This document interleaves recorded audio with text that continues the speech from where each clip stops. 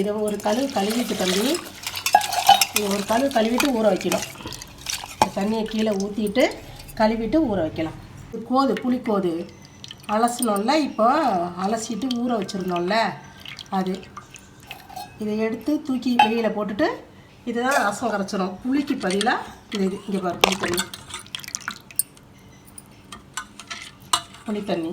அது கோது எல்லாம் வேஸ்ட்டாக தூக்கி போட்டாச்சு. ஜீரகம், பூண்டு, மிளகாய், ரசம் செய்கிறது கொஞ்சம் மிளகாய், மிளகுத்தூள், அவ்வளோதான். இதை போட்டு ஒரு அரைச்சிக்கலாம்.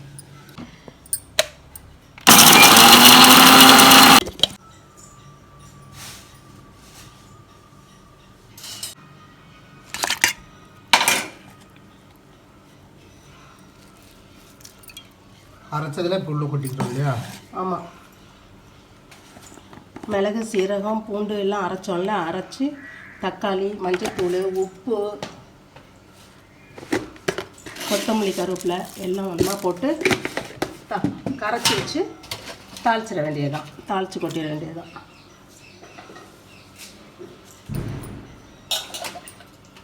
இதெல்லாம் போட்டு ஒரு கரைச்சிட்டு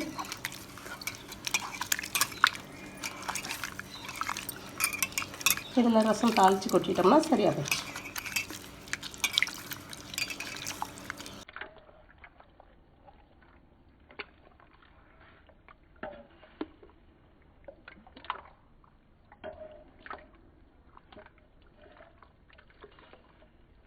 ரசம் தாளிக்கிறதுக்கு எண்ணெய் ஊற்றிட்டப்பா.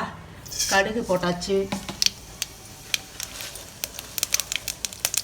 உளுந்தம்பருப்பு, பெருங்காயம், ஒரு மிளகாய், கொஞ்சம் வெந்தயப்பொடி.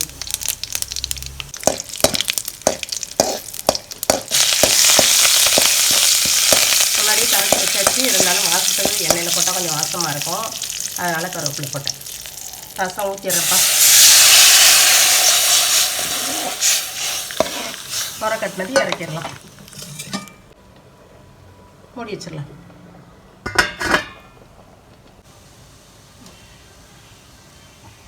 புளிக்கோது ரசம் ரெடி ஆயிடுச்சு.